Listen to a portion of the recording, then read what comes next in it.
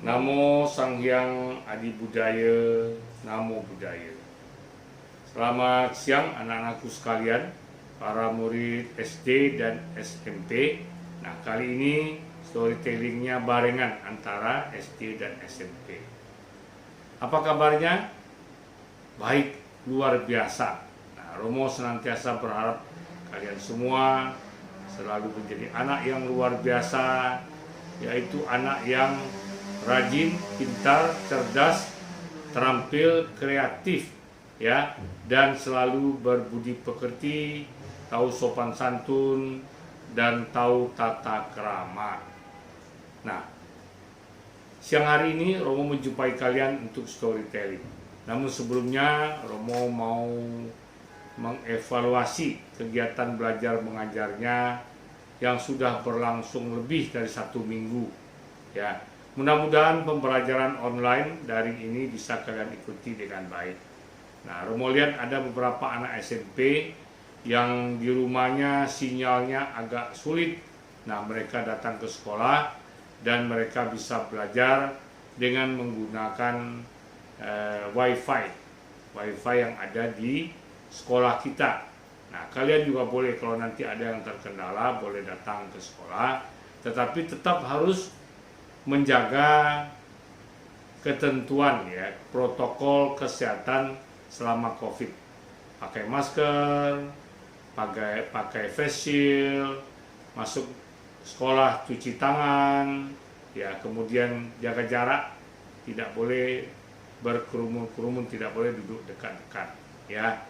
Nah, hari ini Romo storytelling judulnya adalah Semangkok Mie Pangsit untuk Mama. Nah, bagaimana ceritanya?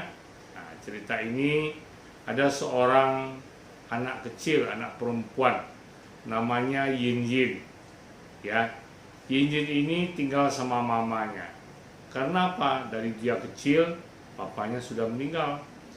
Nah, mamanya ini berkebun sayur, ya. Di kampungnya mereka ada sepotong tanah, kemudian mamanya menanam sayur, macam-macam sayur.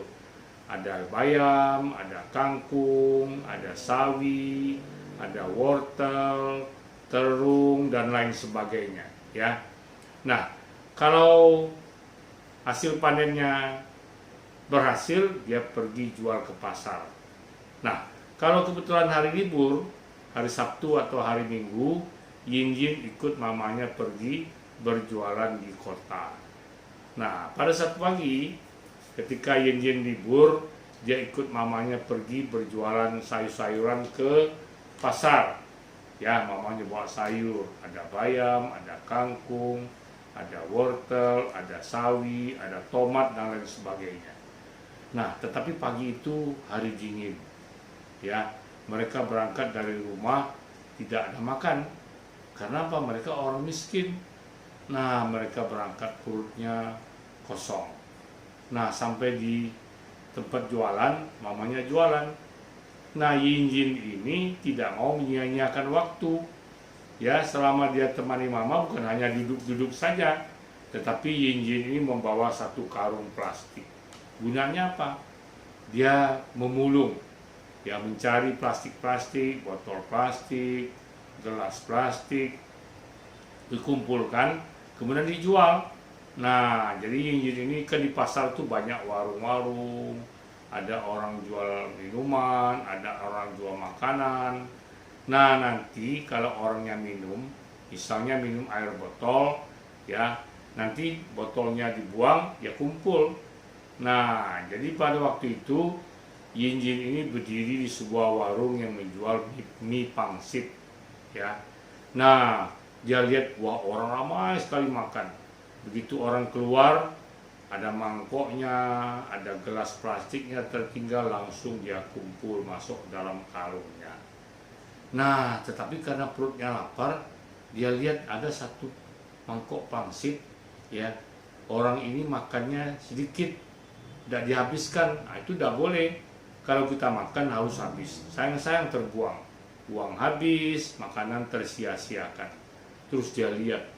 Nah, rupanya si paman yang tukang pangsit ini orang baik hati. Dia lihat, dia kenal Yin Yin. Yin, kamu mau makan pangsit ya? Yin ngangguk, ya karena memang perutnya lapar.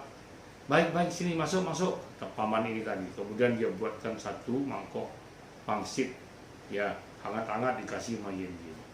Yin begitu mau makan, ya dia ambil sumpit, tahu ya sumpit, dia ambil sumpit mau makan. Tiba-tiba dia terbayang wajah mamanya. Ya mamanya juga belum makan.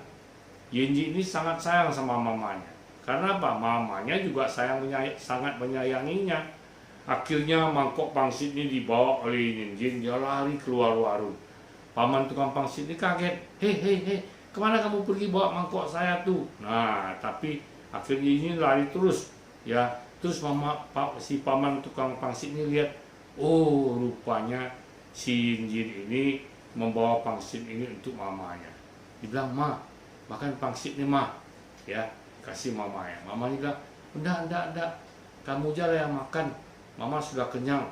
Waduh, Yinjin langsung marah. Dia bilang, Mama belum makan, saya tahu. Pasti Mama lapar. Ya, tetapi Mama tidak mau makan. Ya, kalau Mama tidak mau makan, saya juga tidak mau makan, kata Yinjin. Karena dia sayang sama mamanya. Akhirnya mamanya tahu Yinjin sangat sayang pada dia. Akhirnya mamanya makan pangsit ini. Yinjin senang. Nah, si paman tukang pangsit melihat kejadian ini, dia terharu.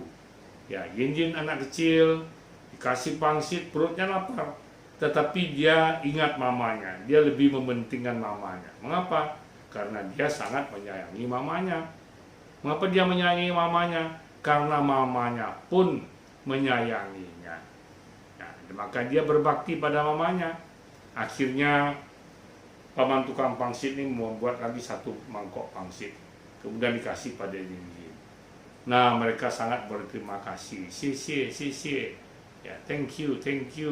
Kalau xie itu bahasa Mandarin, thank you bahasa Inggris. Kamsia bahasa Hokkien. Nah, arigato gozaimasu. Nah, bahasa Jepang, ya. Nah, akhirnya Mama dan Yinjin makan pangsit, perutnya kenyang. Nah, pamannya lihat, wah ada sayur. Kebetulan saya juga perlu sayur. Ya, karena untuk buat pangsit kan perlu sayur sawi, ya, perlu sayur sawi, perlu seledri, perlu bawang prei. Waduh, diborong sama paman tadi. Ayo, saya beli aja. Ya, karena saya juga perlu untuk masak pangsit. Nah, akhirnya hari itu mereka menjadi bahagia, perutnya kenyang karena makan mie pangsit, dan dagangannya pun cepat laku karena dibeli oleh paman tukang pangsit yang baik hati ini. Nah, itulah sifat hidup yang selalu tolong-menolong. Si paman tadi menolong Mama Yinjin yang jualan sayur. Nah, anak-anak sekalian, ceritanya cukup sampai di sini. Apa hikmah yang bisa kita ambil?